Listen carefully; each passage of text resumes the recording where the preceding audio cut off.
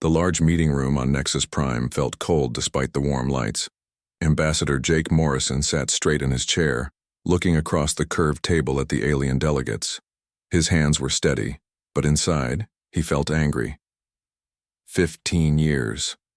15 long years since humans first met aliens, and still they treated his people like children. Lisa Harper sat next to him, quietly typing notes on her tablet.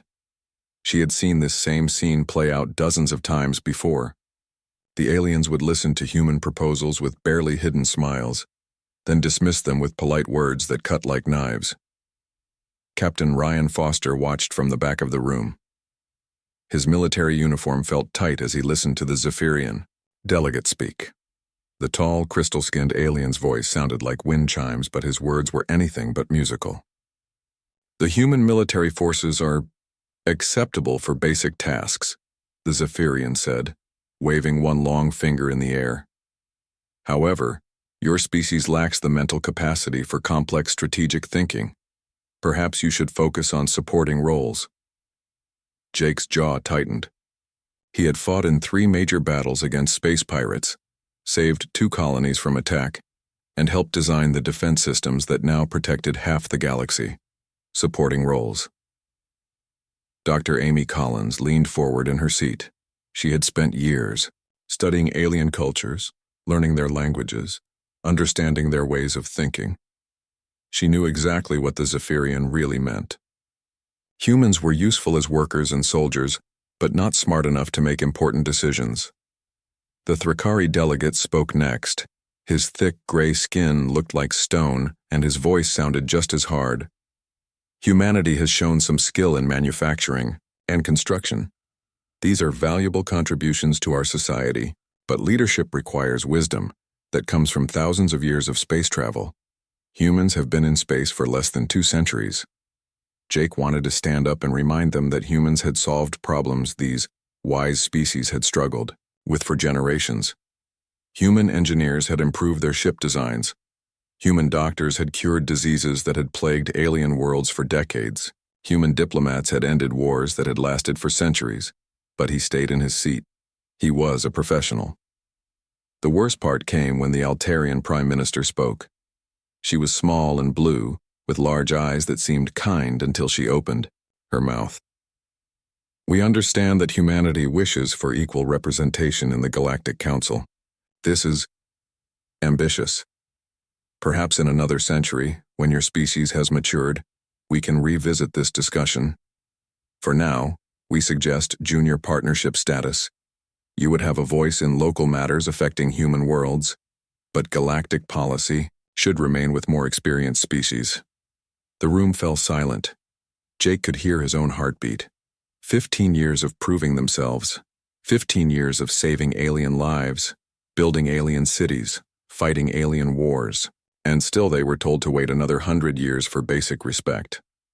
Lisa stopped typing. Even she, who had seen everything in her 5 years as a diplomatic aide, looked shocked. Junior partnership for another century meant humans would remain second-class citizens in their own galaxy.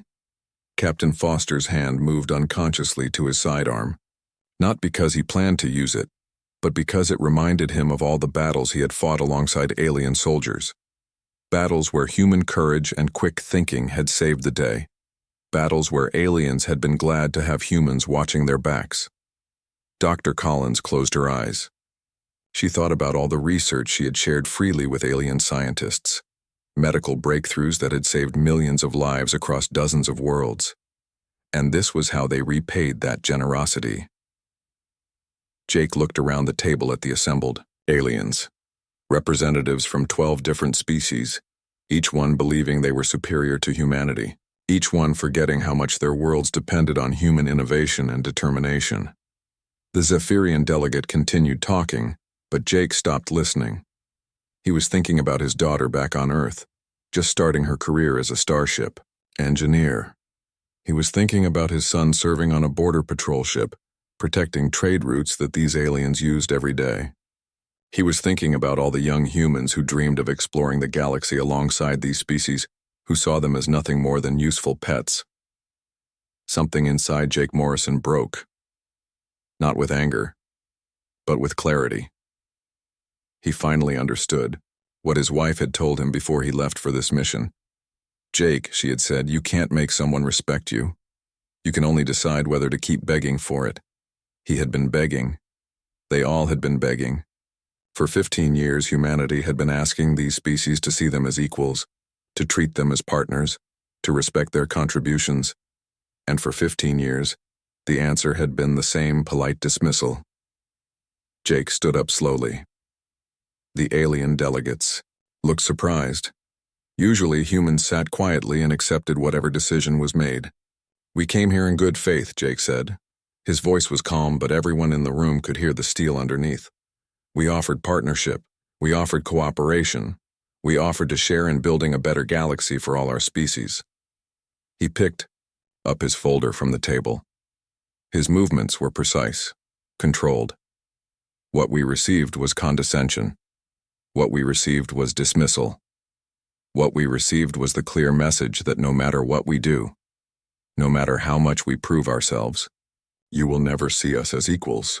The Altarian Prime Minister started to speak, but Jake held up his hand.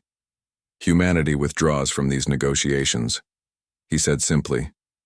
"We wish you well in your future endeavors." He turned and walked toward the door. Lisa Harper quickly gathered her things and followed. Captain Foster straightened his uniform and marched after them. Dr. Collins took one last look at the alien delegates, memorizing their surprised faces, then joined her colleagues. As they reached the door, Jake paused and looked back. The 12 alien delegates sat in stunned silence. They had expected humans to argue, to plead, to offer more concessions. They had not expected this quiet dignity. "Ambassador Morrison," the Zephyrian delegate called out, his wind chime voice now uncertain. "Surely we can discuss this further. Perhaps we were too hasty in our decision." Jake smiled, but it was not a warm smile. "No," he said. "I think your decision was very clear, and so is ours." The door closed behind the human delegation with a soft hiss. In the meeting room, 12 of the galaxy's most powerful beings sat in uncomfortable silence, suddenly realizing they might have made a terrible mistake. Outside in the corridor, Jake Morrison walked with his head high. Behind him, his team followed with the same proud bearing. They had come seeking partnership and been offered scraps. Now they were going home to tell humanity that it was time to find a different path among the stars. The talks had failed. Now humanity would walk away. And though none of them knew it yet, the galaxy would soon learn to fear that decision. 6 months had passed since Jake Morrison walked out of the Galactic Council chambers. The aliens thought humans would come back begging within a few weeks. They were wrong. Commander Alex Thompson stood in the cargo bay of the research station, floating above Kepler 442b. Around him, human workers packed up 15 years of scientific equipment.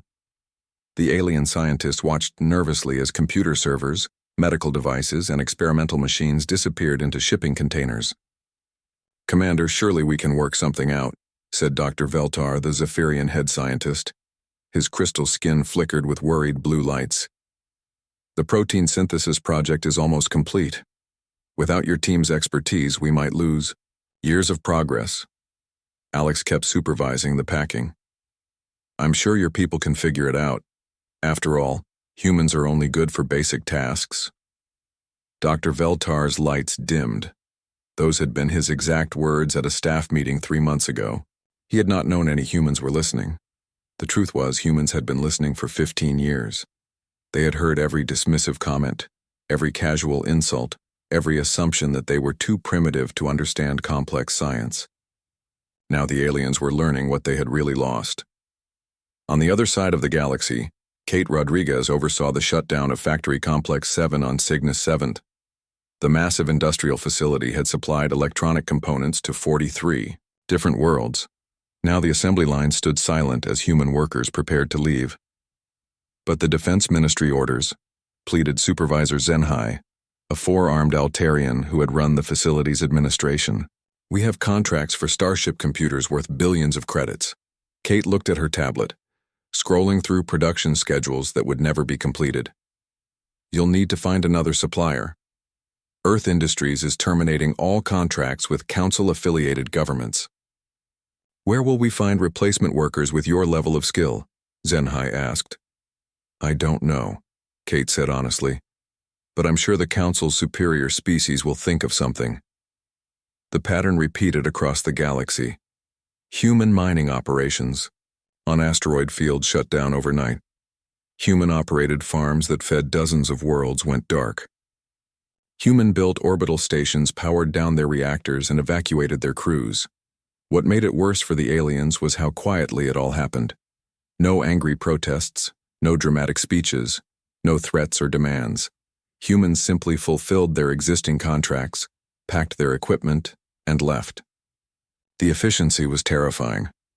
Admiral Steve Walker reviewed reports from across human space. Every day brought new updates on the withdrawal. Trade routes that had operated for decades were being redirected. Defense treaties were being quietly terminated. Joint exploration missions were being recalled. Sir, said his aide, Lieutenant Tony Blake, the Council has sent another request for emergency talks. Steve looked at the formal diplomatic message on his screen. The language was different now. Less commanding, more pleading. The aliens were starting to understand the scope of what was happening. File it with the others, Steve said. Our government's position is clear. When the Council is ready to treat humanity as equals, they know how to reach us. The first real panic began when the hegemony attacked the Outer Rim territories. For 20 years, these space pirates had been a constant threat to peaceful worlds. Joint defense fleets had always responded quickly, with human ships providing tactical support and human crews known for their stubborn refusal to retreat. Now the distress calls went unanswered.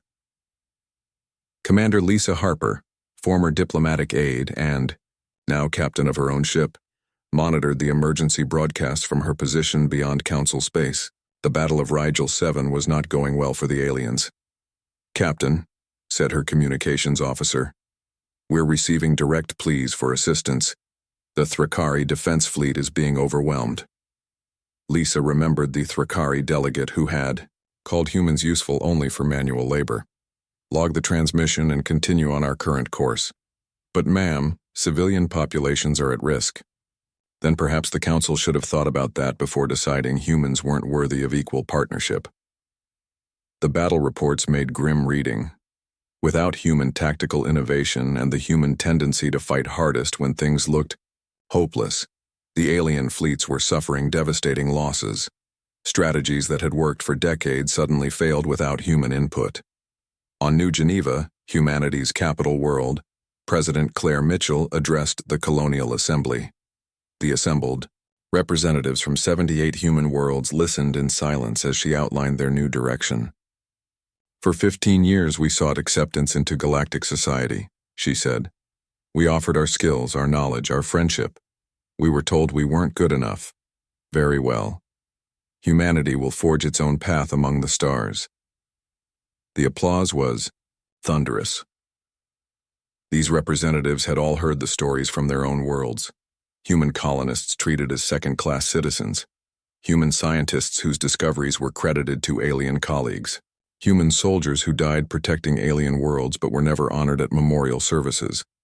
Dr. Amy Collins, now serving as Secretary of Xenological Affairs, presented her analysis to the Assembly. Psychological profiles suggest that several alien species are entering states of severe anxiety. Their societies had become dependent on human contributions in ways they never fully understood. She displayed charts showing economic disruption across Council space, manufacturing output down 30%, agricultural yields dropping as automated human systems shut down, transportation networks failing as human-maintained jump gates went offline. The most significant factor, Dr. Collins continued, is that humanity is not just withdrawing. We are actively expanding in regions outside Council influence. Long-range scouts report contact with 17 new species in the galactic periphery. All initial diplomatic contacts have been positive. This was the part that truly worried the aliens. Humans weren't hiding in their home system, licking their wounds. They were thriving, growing, finding new partners who appreciated what humanity offered. Captain Ryan Foster led one of the exploration fleets making contact with these new species.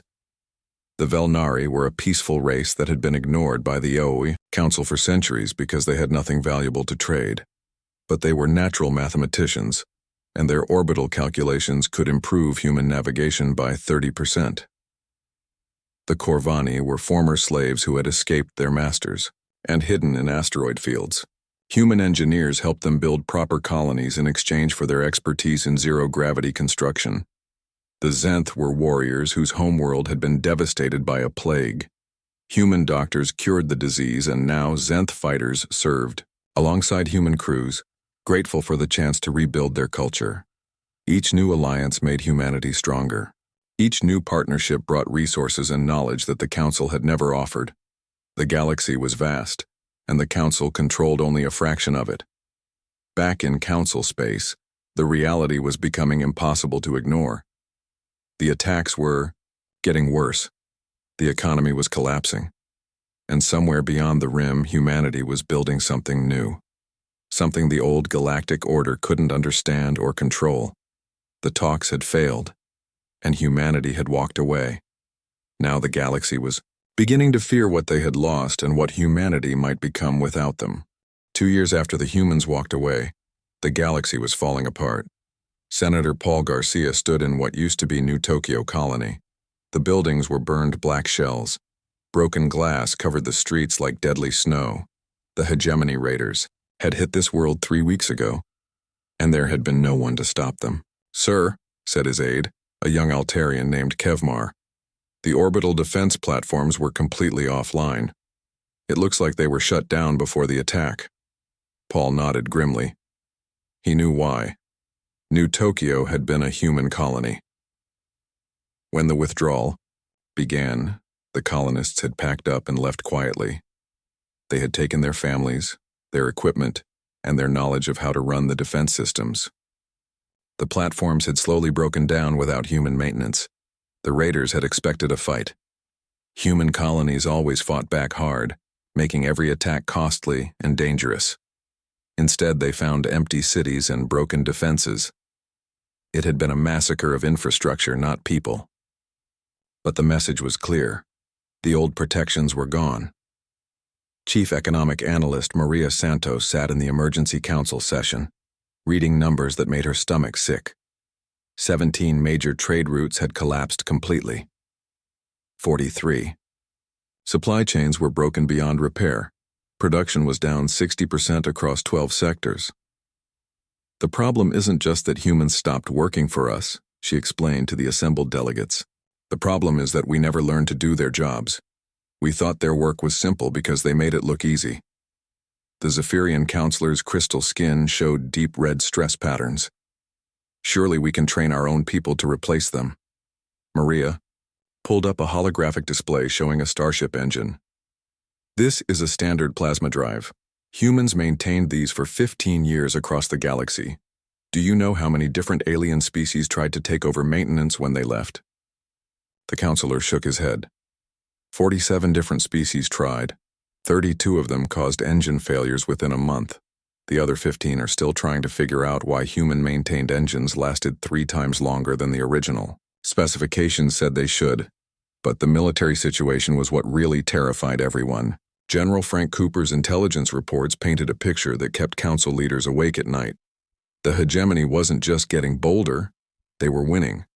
Without human tactical support, our response times have increased by 400%, General Cooper reported. Human crews used to coordinate multi-species fleets better than anyone. They understood how each species fought and could adapt strategies in real time. The Thrakari military commander, General Rockvin, slammed his stone fist on the table. "My fleets are the finest warriors in the galaxy. We don't need human tactics." "Your fleets lost 3 major battles last month," Cooper replied quietly. "Battles that you would have won easily with human support." The most disturbing reports came from Captain Helen Ross, one of the few deep space scouts still operating beyond council borders. What she found in the unknown regions made everyone's blood run cold. "Human expansion has accelerated beyond anything we've seen," she reported via encrypted transmission. They're not just exploring anymore, they're building. Massive construction projects, new ship designs, colonies spreading faster than our computers can track. She transmitted images that made the council delegates gasp. Huge space stations that dwarfed anything in council space. Ship designs that looked decades ahead of current technology. And everywhere aliens working alongside humans as equals. Sir, Helen continued, they're making contact with species we didn't even know existed, and these species are joining them. Not as junior, partners or servants, as equals. The breaking point came when the hegemony launched their largest attack in 50 years. Operation Deathstorm targeted the core council worlds themselves. 20,000 raider ships, coordinated in the most sophisticated attack the pirates had ever attempted. The council's response was a disaster. Admiral Nina Foster, who had replaced Jake Morrison as humanity's chief military liaison, watched the battle reports from her office on Earth. The aliens had pleaded for human assistance, offering everything from trade concessions to full council membership. Her government's response had been polite but firm. "No, ma'am," said her aide, Lieutenant Dan Miller. "The casualty reports are getting worse. The Altarian home fleet is down to 30% strength." Nina looked at the tactical displays showing the battle. She could see exactly where human tactics would have made the difference, where human ships would have exploited weaknesses in the raider formations, where human crews would have held the line when everything looked hopeless. "Noted in the log," she said, "and send our condolences to the families of the fallen." "Are we really going to let them fall?" Nina was quiet for a long moment. "Lieutenant, 2 years ago those same Altarians told us we weren't smart enough for complex strategic thinking. Today they're begging for our help because their own strategies are failing." The battle lasted 6 days.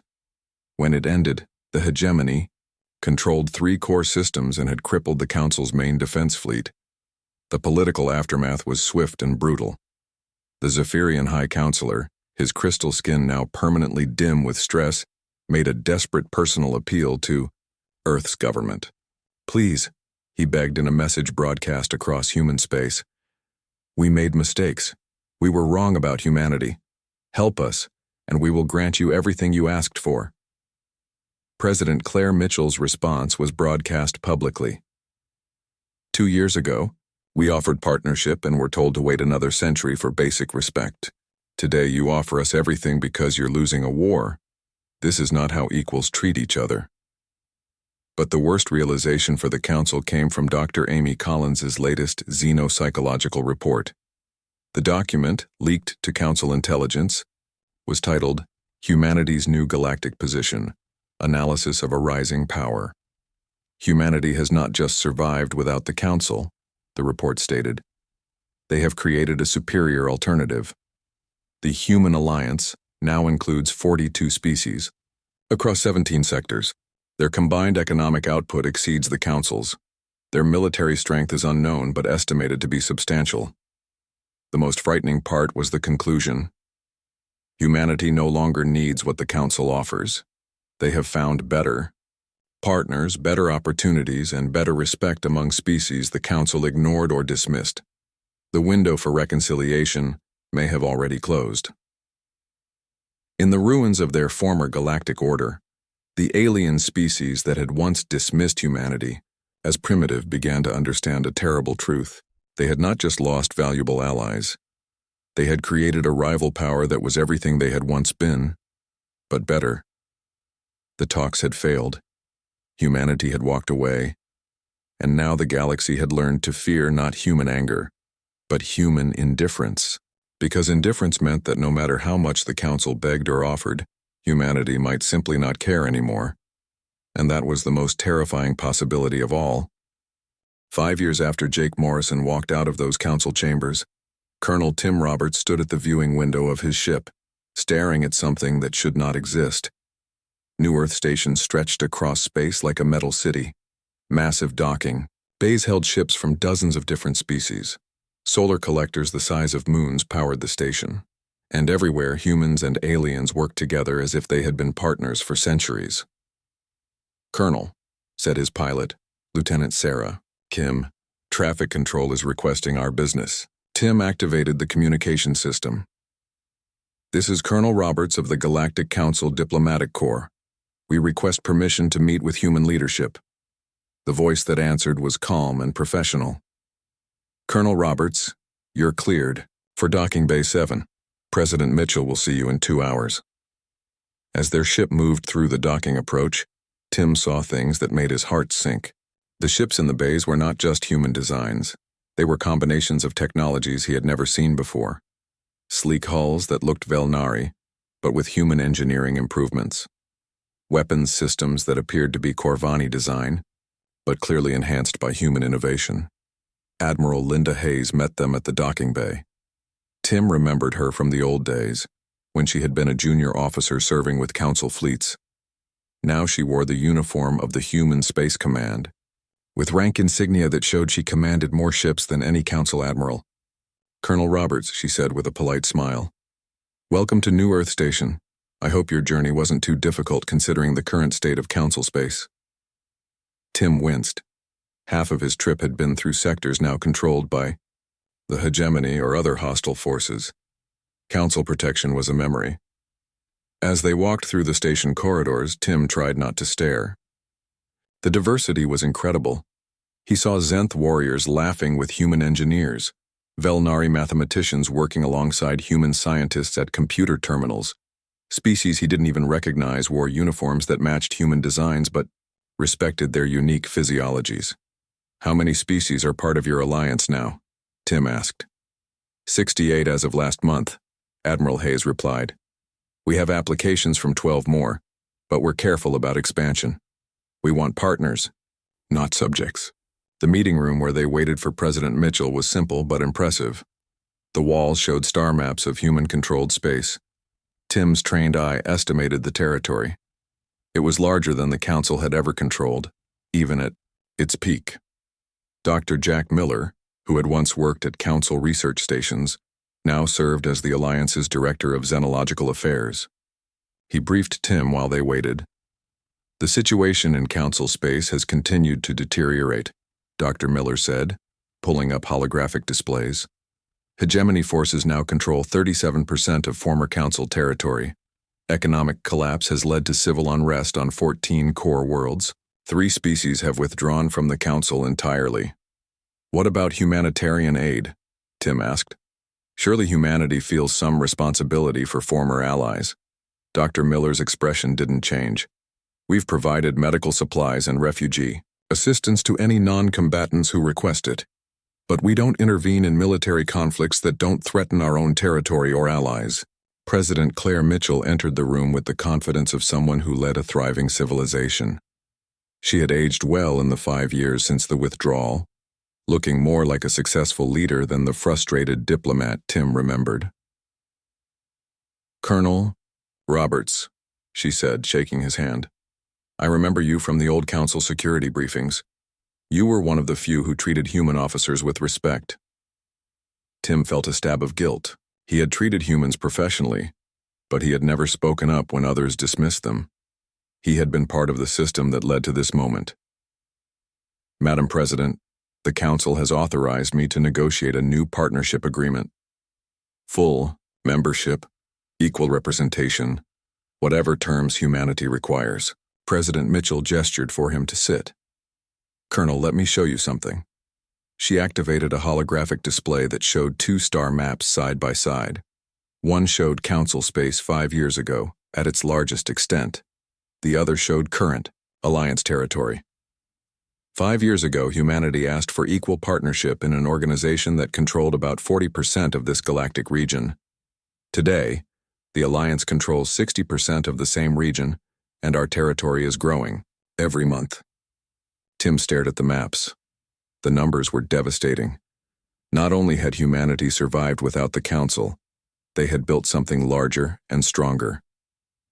Our economy is stable, President Mitchell continued.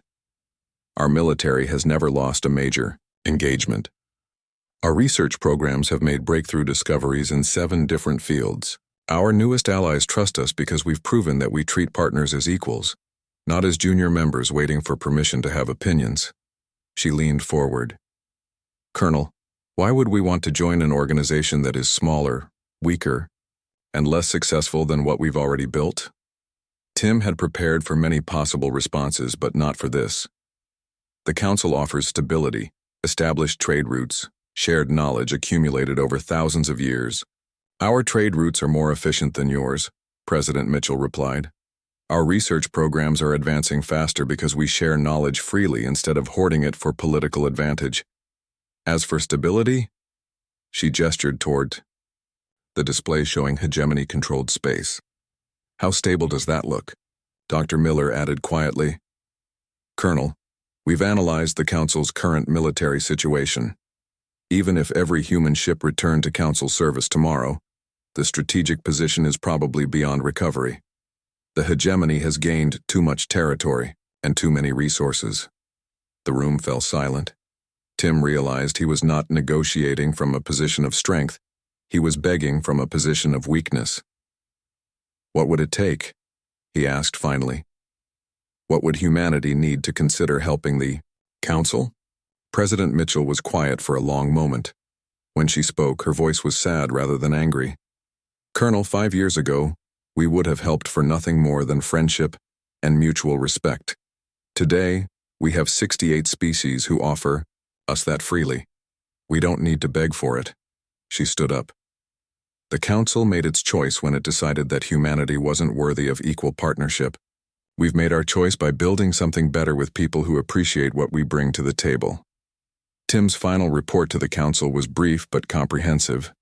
The document that would become the most read intelligence report in Council. History had a simple conclusion. Humanity had not just survived without galactic civilization. They had replaced it. The species that had once dismissed humans as useful for manual labor and basic manufacturing now lived in the shadow of a human-led alliance that spanned the galaxy. The beings who had suggested humanity should wait another century for respect now faced the reality that humanity no longer needed their respect. The old galaxy feared not because humanity had become their enemy, but because humanity had become their superior. And the most terrifying part was that humanity had accomplished this not through conquest or intimidation, but through the same cooperation and innovation the Council had dismissed as primitive. The talks had failed. Humanity had walked away. And in walking away, they had shown the galaxy what it looked like when someone built a civilization based on mutual respect instead of ancient prejudices. The age of the Galactic Council was ending. The age of the human alliance had begun. And there was nothing the old powers could do but watch as the galaxy moved forward without them.